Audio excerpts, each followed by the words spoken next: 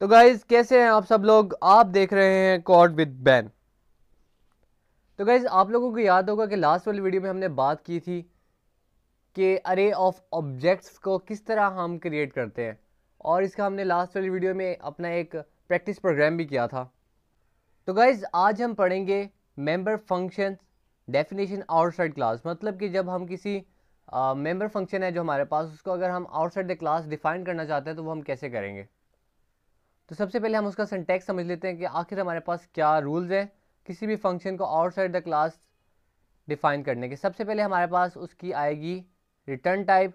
For example मेरे पास function है, उसकी रिटर्न टाइप है वॉइड, तो हम ऐसे लिखेंगे, वर्ड लिखेंगे आउटसाइड द क्लास पहले।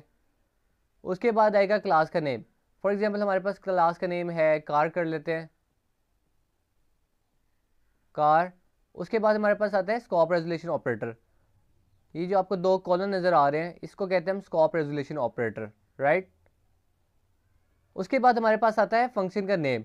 मिसाल के तौर पे हमारे पास फंक्शन नेम था C1, तो ये कुछ इस तरह आ जाएगा आउटसाइड द क्लास। और इसके बाद आप ब्रैकेट्स लगाएंगे और इजीली आप इसे डिफाइन कर सकते हैं। तो ये हमारे पास सिंटैक्स होता है, मतलब रूल्स होते हैं किसी भी फंक्शन को आउटसाइड द क्लास डिफाइन करने के।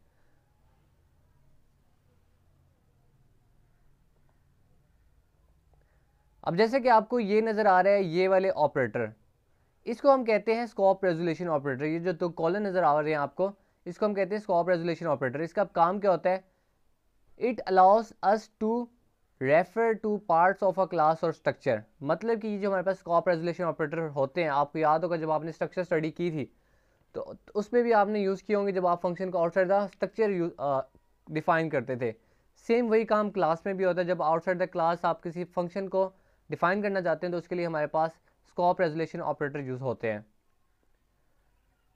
The member function is defined outside the class only if the body of the structure definition is large.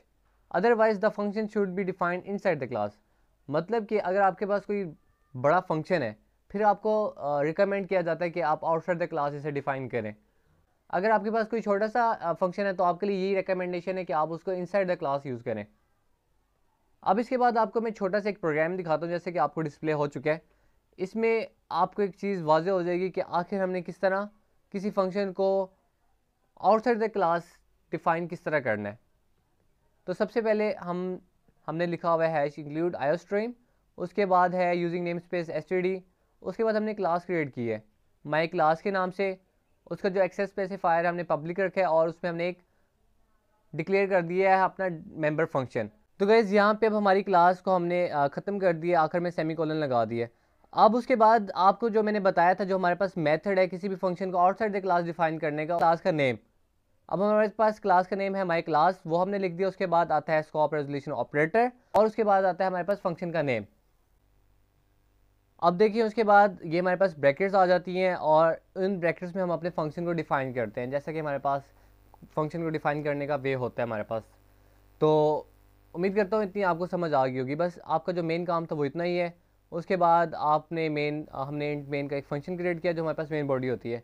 उसमें जस्ट हमने कुछ नया काम नहीं किया, वही हमारे पास क्लास का हमने नाम लिखा ताकि हम अपनी ऑब्जेक्ट क्रिएट कर सकें। हमने ऑब्जेक्ट क्रिएट किया है हमारे ऑब्जेक्ट के नाम से, और उसके बाद हमने उसको ऑब्जेक्ट के ज़रिए अपने इस फंक्शन को कॉल किया है और आपको ये आउटपुट शो करेगा हेलो वर्ल्ड। एक दफ़ा मैं आपको ये इस तरह का एक प्रोग्राम रन करके दिखा देता हूँ ताकि आपको बिल्कुल क्लियर हो जाए कि आखिर हमारे पास ये रन होता है या नहीं होता। तो जैसा कि आप देख सकते हैं मैं अपने डेव C++ में आ चुका हूँ। सबसे पहले मैंने यहाँ लिखा है हैश इंक्लूड आयोस्ट्रीम। उसके बाद मैंने स्टूडेंट के नाम से एक क्लास को क्रिएट किया है। उसके बाद एक्सेस स्पेसिफायर हमारे पास पब्लिक है और हमारे पास एक नीचे फंक्शन मैंने क्रिएट किया है डिस्प्ले के नाम से, और उसकी जो रिटर्न टाइप है वो वॉइड है, यहाँ हमने डिक्लेयर कर दिया। उसके बाद क्लास को मैंने यहाँ ख़त्म किया। उसके बाद मैं क्लास से बाहर आया और यहाँ नीचे आके जो हमारे पास सिंटैक्स है, मतलब रूल्स हैं, उसको फॉलो करते हुए मैंने अपने फंक्शन को आउटसाइड द क्लास डिफाइन किया है। देखिए सबसे पहले हमारे पास रूल था कि आपने रिटर्न टाइप लिखनी है, वो मैंने लिखी। उसके बाद ये नाम मैंने लिखा है जो हमारे पास क्लास का नाम था।